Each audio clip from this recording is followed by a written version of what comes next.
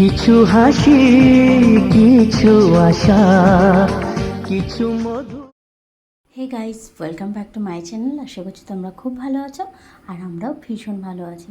আজকে একটা নতুন ব্লগ নিয়ে এসেছি, একটু অন্যরকম। সত্যি কথা বলতে তোমাদের সাথে একটু গল্প করতেই আজকে এসেছি। আর তার সাথে শুধু তো আর গল্প করা যায় না, তার সাথে কিছু কিছু কাজ তোমাদের সাথে শেয়ার করছি। এটা হচ্ছে প্রথম দিন, যেটা হচ্ছে আমরা এই বাড়িতে এসেছিলাম তার সেকেন্ড দিন। ঠিক আছে, সেই দিনের ভিডিও তো তুলেছিলাম কিন্তু আর পোস্ট করিনি। তো ভাবলাম যে কিছু একটু অন্যরকম দিয়ে আজকের ভিডিওটাকে তোমাদের সাথে আমি শেয়ার করি। সেটা কি আস্তে আস্তে তোমাদের বলছি। তো সবাইকে স্কুলে পাঠিয়ে দিয়ে আমরা একটুখানি কাজে লেগে পড়েছি, ঘর দুয়ার একটু ঠিকঠাক করে নেওয়ার জন্য। কারণ দেখতে পেয়েছিলে যে কী রকমভাবে জিনিসপত্র উলট পালট হয়ে রয়েছে। তো রিমা আমাকে অনেকটা হেল্প করছে। সত্যি কথা বলতে, তুমি যখন সমস্যায় পড়বে তখন তুমি বুঝতে পারবে আসল মানুষ কারা। অন্তত তোমার আনন্দে না থাকলেও তোমার সমস্যা বিপদে ঠিক এগিয়ে আসবে। আর আমাদের পাশে সত্যি কথা বলতে অনেক মানুষ আছে যারা আমাদের অনেক মানে কি বলতে পারো, হেল্প করার জন্য। সেরকমই একটা দিন তোমাদের সাথে শেয়ার করলাম। আর তার সাথে আমি আরেকটা ভিডিও মানে তোমাদের সাথে শেয়ার করব একই সাথে, যে কিভাবে আমরা দিনগুলোকে পেরিয়ে আসলাম। গোটা 1.5 মাস আমরা মোটামুটি এরকমভাবেই কাটিয়ে এসেছি।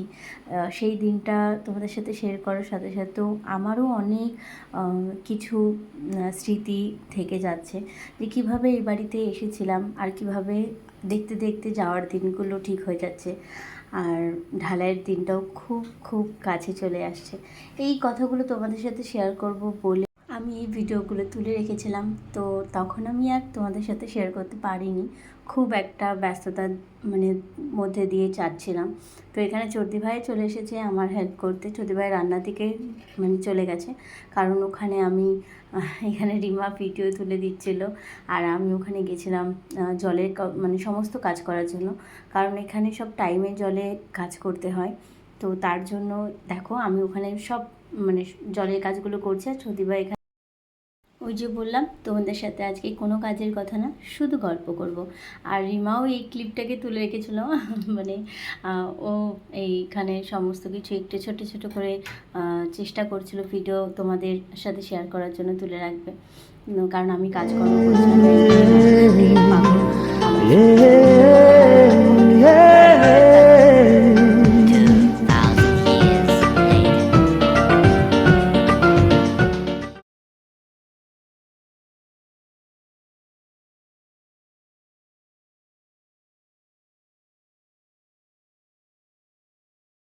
তোমাদের। তো তখন বললামই যে আমি মানে একটা দিন না, দুটো অভিজ্ঞতা তোমাদের সাথে আমি শেয়ার করছি। সেটা হচ্ছে সেই প্রথম দিনটা আর আজকের দিনটা, যে আজকে আমাদের ছাদ মানে ছাদ ঢালাই হবে সেই দিনটা। তো এই দুটো দিন আমি একসাথে তোমাদের সাথে শেয়ার করছি, যে সেই সময় মানে পাক্কা 1.5 মাস লাগলো এই দিনটাতে আসতে। তো এখনও অনেক কাজ বাকি আছে।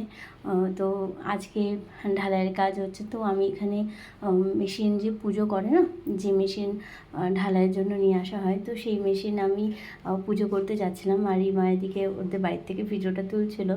আমি ওখানে গেলাম। তো আমাদের ওকে দেখতেই পাচ্ছ যে কী অবস্থায় রয়েছে। খুব খুব মানসিক চিন্তার একটা বিষয়। আর আমাদের একটা অনেক অনেক ফ্যামিলি বলতে পারো সবার, আমার এই বাড়ির ও বাড়ির সবার একটা বিশেষ করে আমার শ্বশুরমশাইয়ের আর শাশুড়ি মার খুব মানে ইচ্ছে ছিল যে তার ছেলে ঠিক ছাদ দেবে। মানে সে ঘরটা তিনি করে গেছিলেন, কিন্তু বলেছিল যে আমার মানে আমার ছেলে ঠিক মানে ছাদ দিয়ে দেবে।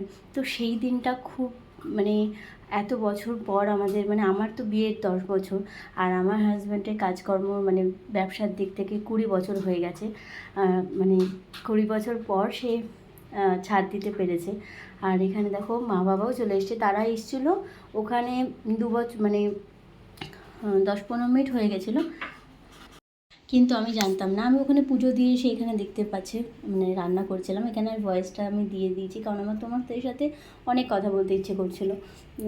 তো আমি এখন যখনই আমি রান্না করতে করতে মা আসলো, মা বললো ঢালাই শুরু হয়ে গেছে, যেটা আমি পুরো উল্টো দিকে আমি বুঝতেও পারিনি যে কখন ঢালাই শুরু হয়ে গেছে। তো আমি জলদি চলে যাব রিমার সাথে, মানে তোমাদের সাথে কথা বলতে বলতেই মাকে যখন জিজ্ঞেস করব তখনই আমি জানতে পারবো যে ছাদ ঢালাই হচ্ছে। মানে আমাদের স্বপ্ন পূরণের দিন।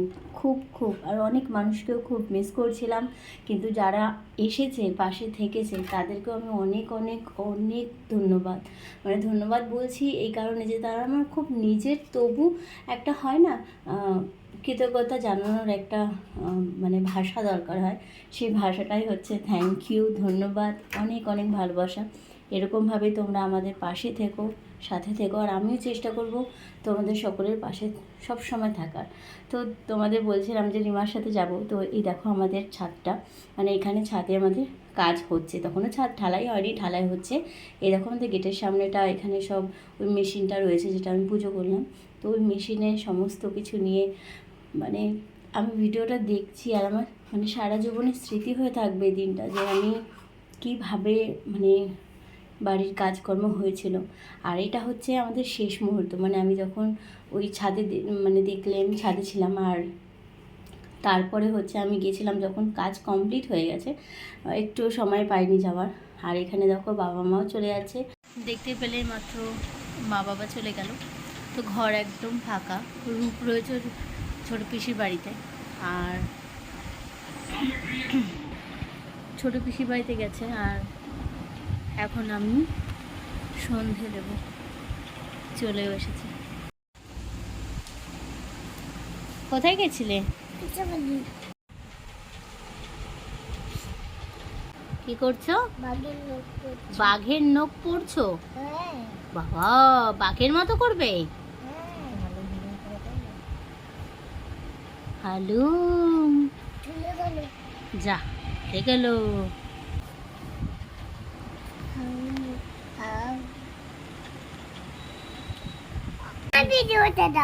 আচ্ছা, তোমার ভিডিওটা দেখছি, আগে বলিনি সবাইকে, একটুখানি কথা বলিনি তো। হ্যালো, আর কি